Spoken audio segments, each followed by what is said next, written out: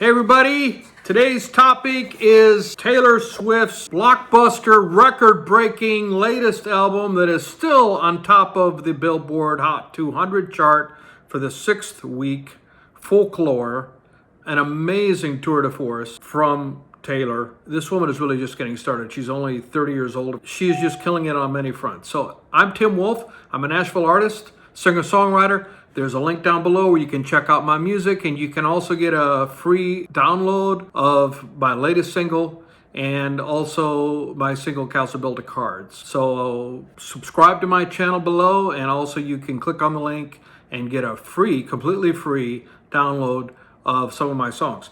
All right, so Taylor Swift, Folklore, tour de force. Absolutely love this album. I'm obsessed with this album. It's a kind of a right turn for her. It's deep, in my opinion, very deep songwriting. It's not surface pop.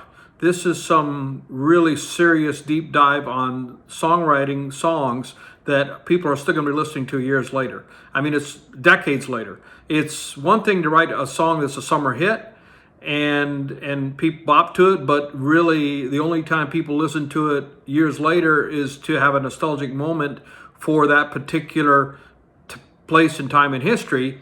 It's a whole other thing to write a song that has legs and is still relevant, and people listen to it because it still reaches them in their heart and still reaches them years, decades later. And I believe that that's what this album is. This is just an amazing album, and Taylor Swift has shown that she's got what it takes, and she takes chances.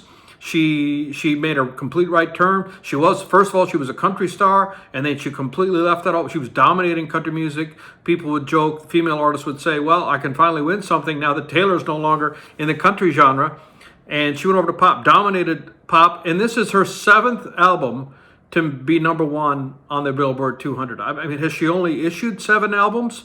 It's absolutely amazing, her record. And she's just getting started. I mean, her career, still 30 years old, she's got at least another decades to go, I would hope. And this album has really made me a deep, deep Taylor Swift fan. And she's got, I think there's still 5 or 6 songs from that album that is still on the Hot 100. And she's not only a phenomenal songwriter, phenomenal artist, but she's a phenomenal businesswoman. And we'll talk a little bit about that later in this video. So Taylor Swift has already won 2 Grammys for Album of the Year previously.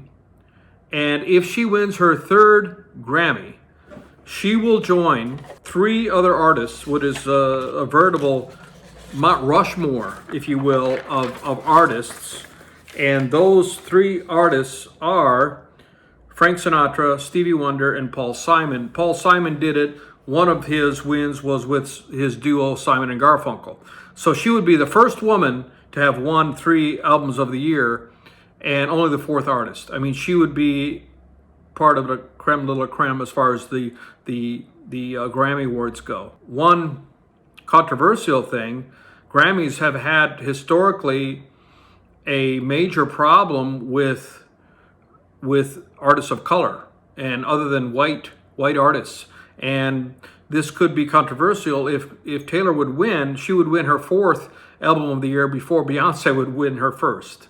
Beyonce has yet to win album of the year, and the last time they went head to head in 2009 for Beyonce's album I Am Sasha Fierce. What a lot of people thought, I remember when that award came down, there are people who thought that Beyonce got robbed, but Beyonce did very well that night.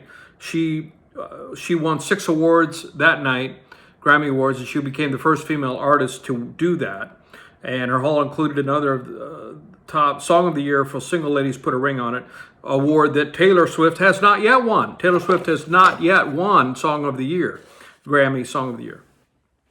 So talking about this album, it is not only phenomenally commercially successful. She sold 846,000 copies in the first week of her release. That is just unheard of today.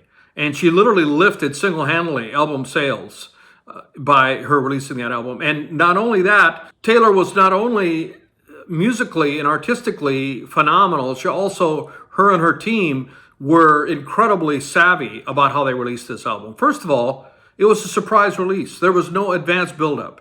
It was just suddenly dropped with no notice, which is unusual, but it has been used as kind of the anti-promotional method to promote an album. When you have the rabid fan base that Taylor has, you can pull that off. And when you have an album that is this great. And also, she did not release the album for physical sales except through her personal website until 3 weeks into the release. And I read in another article that she had no less than 8 different physical album packages, options that you could buy on her website with custom and deluxe, or I don't know the terms, but different packages in order to buy the album. 8 different. I mean, she's a marketing genius. And that helped the sales of the album. And the album, the songwriting is just off the charts. It is her song, My Tears Ricochet, which I would like to review in depth, the songwriting and what went into that song and the backstory based on what I've read. It brings tears to my eyes. My tears ricochet when I listen to that song. It is just so deep. I played it for my buddy Jimmy, my co-writing partner, and he said that's the most emotional song that he's ever heard from her.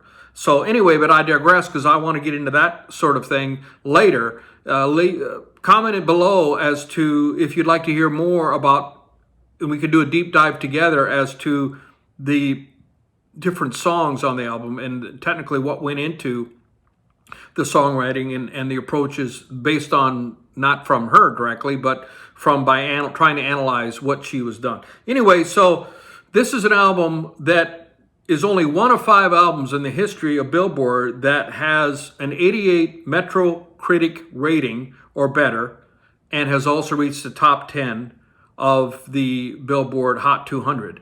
The other albums were Fiona Apple's Fetch the Bolt Cutters, which had an amazing 98, Bob Dylan's Rough and Rowdy, 95, Run the Jewels, 89, and Dua Lipa's Future Nostalgia. I also love Dua Lipa's 88. So it's also got a 9.2 fan rating. So this is an album that has phenomenal fan support and incredible critical acclaim and commercial success. So that's really kind of a trifecta that the Grammy Award nominating committee, well, first of all, she has to get nominated for Album of the Year, which is probably pretty much a slam dunk, I would think.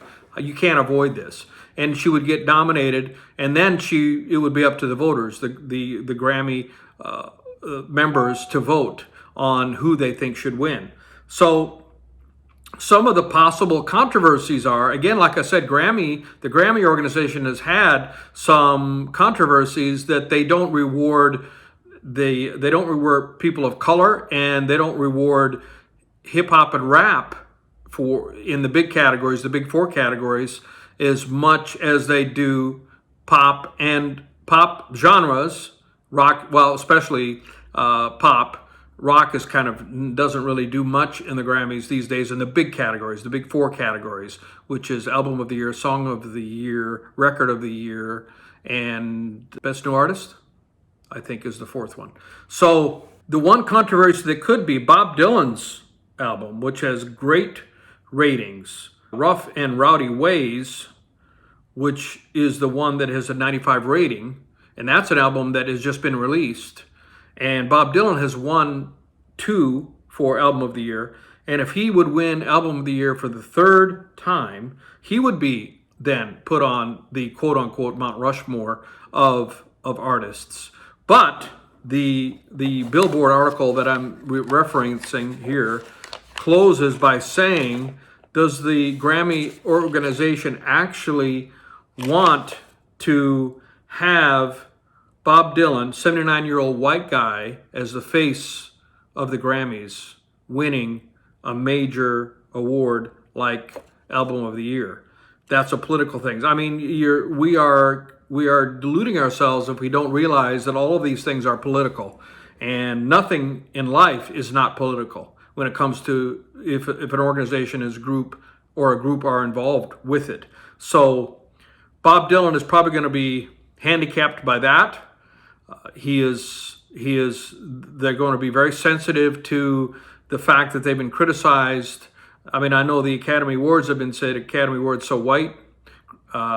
Oscar so white, I think, was the hashtag a few years back, and it's still a problem. And also women directors crossing over to that, to movies. But the Grammys also have issues with not recognizing men and women of color, and also genres that are not rewarded, like hip hop and rap, as much as pop and other genres.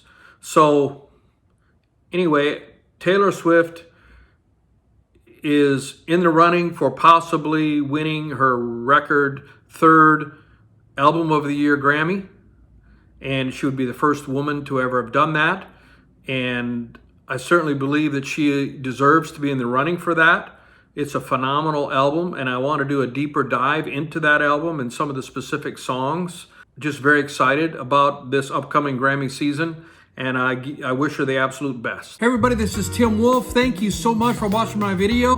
Please go to the link down below in the description. There's a Bitly link. Listen to my music at Spotify. I appreciate it very much. It means a lot to an artist if you follow them. If you would be kind enough to like the video if you enjoyed it and share it with your friends. Finally, be sure to subscribe. And then also there are other videos on this screen that you can watch. And I'll see you next time. Thank you so much.